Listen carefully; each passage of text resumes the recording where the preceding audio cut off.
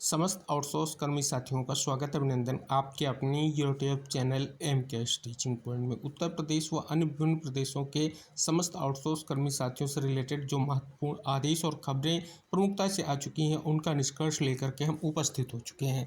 आप सभी से निवेदन है कि इस महत्वपूर्ण वीडियो को अंत तक जरूर देखें, वीडियो को शेयर करें। पहली खबर उत्तर प्रदेश से आ चुकी है। संविदा आउटसोर्स कर्मियों की छंटनी के मामले में सीएम से हस्तक्षेप की मांग। विद्युत कर्मचारी संयुक्त संघर्ष समिति ने मुख्यमंत्री योगी आदित्यनाथ से संविदा और आउटसोर्स कर्मियों की छंटनी के मामले में तत्काल हस्तक्षेप करने की मांग की है। समिति के पदाधिकारियों ने पावर कॉर्पोरेशन प्रबंधन पर अन्याय करने का आरोप लगाते हुए कहा कि अल्प वेतन पर कार्यरत इन कर्मियों को सेवा से हटाया जा रहा है, जिससे उनके सामने रोजी रोटी का संकट खड़ा हो गया है। पदाधिकारियों ने आरोप लगाया कि पावर कॉर्पोरेशन प्रबंधन निजीकरण के उद्देश्य से संविदा कर्मियों की छंटनी कर रहा है। मध्यांचल विद्युत वितरण निगम द्वारा जारी एक आदेश में कहा गया है कि वर्टिकल व्यवस्था लागू होने के बाद हटाए गए संविदा कर्मियों की सूची तैयार की जाए। उन्हें 1 अप्रैल 2026 से ईआरपी व्यवस्था के अंतर्गत वेतन नहीं दिया जाएगा। बोर्ड ऑफ डायरेक्टर्स द्वारा सीमित संख्या में ही संविदा कर्मियों को वेतन दिए जाने का निर्णय लिया गया है, जिससे हजारों कर्मियों के भविष्य पर संकट मंडरा रहा है। अक्टूबर 2024 में लेसा क्षेत्र में 171 संविदा कर्मियों को हटाया गया था। साथ ही स्पष्ट किया गया, हाल ही में अमोसी क्षेत्र से 25 कर्मियों को हटाया गया है और लेसा में 56 कंप्यूटर ऑपरेटरों को सेवा से बाहर कर दिया गया। आगामी 1 अप्रैल को लेसा में करीब 326 और संविदा कर्मियों को हटाए जाने की तैयारी है। तो इस प्रकार से माननीय मुख्यमंत्री जी से बहुत बड़ी मांग की गई है और उम्मीद है कि साथियों के लिए एक बहुत बड़ा निष्कर्ष जल्द आएगा और जिस निष्कर्ष को लेकर के साथियों का इंतजार है, आई होप उनके लिए निष्कर्ष आए, क्योंकि मानदेय वृद्धि को लेकर के अगर बात कर ली जाए, साथ ही स्पष्ट तौर पर 1 अप्रैल से इन साथियों के लिए जो बहुत बड़े निष्कर्ष की स्थिति यहाँ पर आ चुकी है, एक बहुत बड़ा संकट है। उम्मीद करेंगे एक बहुत बड़ा प्रयास का निष्कर्ष आप सभी लोगों के लिए जल्द संभव होगा। एक और महत्वपूर्ण आदेश आ चुका है हाईकोर्ट का। हाईकोर्ट ने एक महत्वपूर्ण आदेश दिया है संविदा कर्मचारियों को राहत देते हुए। स्पष्ट तौर पर बहुत ही महत्वपूर्ण जो आदेश दिया है कि कार्यरत संविदा कर्मचारियों को अंतरिम राहत देते हुए उनकी सेवा जारी रखने की अनुमति दी है।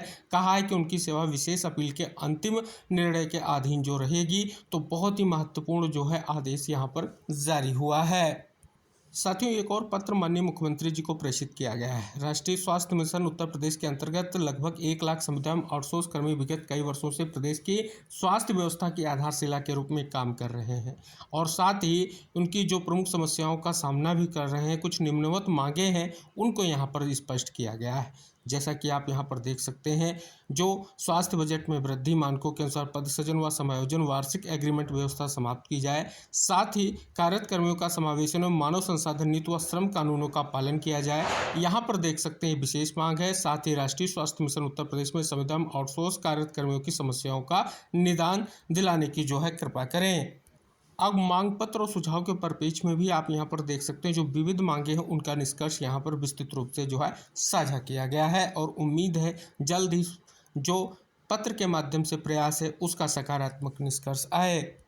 एक और महत्वपूर्ण पत्र आप सभी के समक्ष है। इस पत्र में आउटसोर्स परिचालकों के शोषण, मानदेय विसंगतियों, समान कार्य समान वेतन के संबंध में कुछ विशेष मांगे स्पष्ट तौर पर पत्र के माध्यम से स्पष्ट हो रही हैं और इन मांगों के परिपेक्ष में एक पत्र महत्वपूर्ण पत्र प्रबंध निदेशक को प्रेषित किया गया है।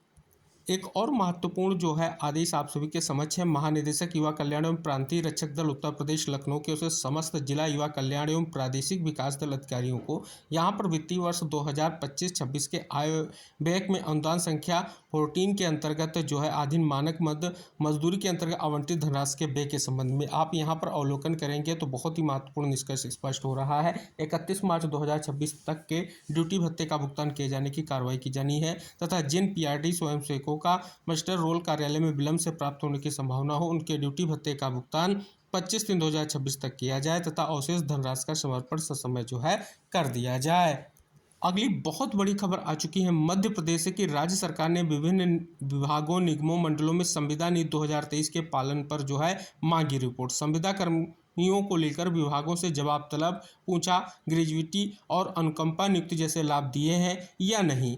एक 1.5 लाख से 2 लाख कर्मचारियों पर असर। प्रदेश में विभिन्न विभागों में संस्थाओं में 1.5 से 2 लाख संविदा कर्मचारी कार्यरत हैं। 22 जुलाई 2023 को लागू की गई इस नीति में संविदा कर्मचारियों को ग्रेजुइटी, अनुकंपा, नियुक्ति और अवकाश जैसे लाभ देने का प्रावधान किया गया था। पहले निगमों और मंडलों को इसे अपने स्तर पर लागू करने का अधिकार दिया गया था, लेकिन अब सरकार इसके वास्तविक क्रियान्वयन की समीक्षा जो है कर रही है। इन 7 बिंदुओं पर मांगी है विभाग ने जानकारी। सीधी भर्ती के पदों में संविदा कर्मचारियों के लिए आरक्षण की स्थिति, सेवा के दौरान मृत्यु पर अनुकंपा नियुक्ति का प्रावधान, साथ ही और भी नियमित निष्कर्ष की स्थितियों को लेकर के यहाँ पर स्थिति जो है स्पष्ट की गई है। इसी आदेश के परिप्रेक्ष्य में एक और खबर के साथ शीर्षक के साथ खबर आ चुकी है कि निगम मंडलों के संविदा कर्मचारियों पर लागू करें संविदा नीति के प्रावधान। सामान्य प्रशासन विभाग ने जारी किए निर्देश। अवलोकन पर एक बहुत बड़ा निष्कर्ष आप सभी के समक्ष यहाँ पर जो है आ चुका है और शासनादेश का निष्कर्ष आप सभी यहाँ पर जो है बिंदुवत जान सकते हैं।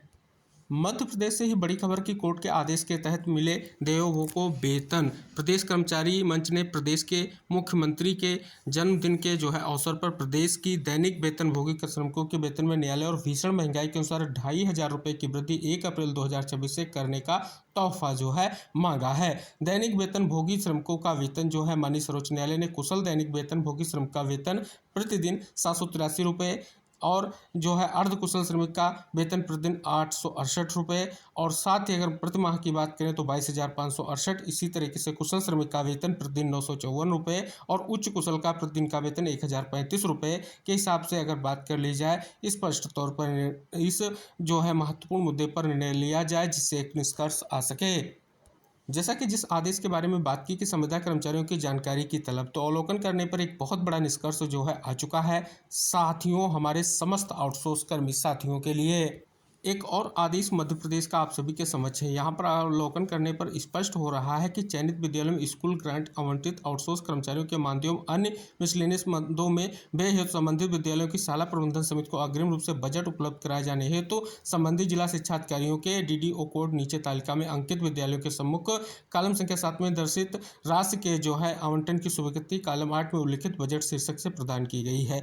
जिला अधिकारी जिसे बजट जारी किया जा रहा है, DDO कोड जिन्हें आवंटन जारी किया गया, विद्यालय का नाम, आउटसोर्स कर्मचारियों के मानदेय हेतु कुल बजट, अब मिसलेनियस में जारी कुल बजट और आहरण हेतु बजट। इस पर पेज में पूरी जो है विस्तृत ये जो है स्पष्ट तौर पर आदेश की स्थिति जो है यहाँ पर स्पष्ट हो रही है। तो जैसा कि यहाँ पर देखेंगे बहुत बड़ा महत्वपूर्ण आदेश जारी हुआ है कि आउटसोर्स कर्मचारियों के वेतन मद से सेडमैप के द्वारा उपलब्ध कराए गए आउटसोर्स कर्मचारी, सुरक्षाकर्मी, सफाई कर्मी, प्लम्बर, माली व सहायिका जो भी कार्यरत हैं का मानदेय भुगतान किया जाना। मानदेय मद में उपलब्ध राशि में किसी अन्य मद में व्यय नहीं किया जाए। तो देख सकते हैं बहुत बड़ी खबर जो है आदेश के माध्यम से आ चुकी है। अगली महत्वपूर्ण खबर आ चुकी है उत्तराखंड से। कार्य असंतोषजनक तो सेवा विस्तार का दावा न्यायसंगत नहीं। हाईकोर्ट ने एक महत्वपूर्ण आदेश जारी किया अतिथि शिक्षक की याचिका पर। आप यहां पर अवलोकन करेंगे कि हाईकोर्ट ने अतिथि शिक्षकों की सेवा शर्तों पर कहा है कि यदि किसी अतिथि शिक्षक का कार्य संतोषजनक नहीं पाया जाता तो वह सेवा विस्तार का दावा नहीं कर सकता। अगली खबर आ चुकी है हिमाचल प्रदेश से है। चौड़ा मैदान में कल गरजेंगे सैकड़ों आउटसोर्स कर्मचारी, स्थायी नीति और नौकरी की सुरक्षा की करेंगे मांग। बोले 13,700 रुपये के वेतन में नहीं हो रहा गुजारा। आप यहां पर देखेंगे प्रदर्शन में प्रदेश भर के आउटसोर्स कर्मचारियों के विभिन्न संगठन जो है शामिल होंगे। आउटसोर्स कर्मचारी 15 से 20 वर्षों से विभिन्न विभागों में सेवाएं दे रहे हैं, लेकिन आज भी उन्हें नौकरी की असुरक्षा और बेहद कम वेतन जैसी समस्याओं का सामना जो है करना पड़ रहा है।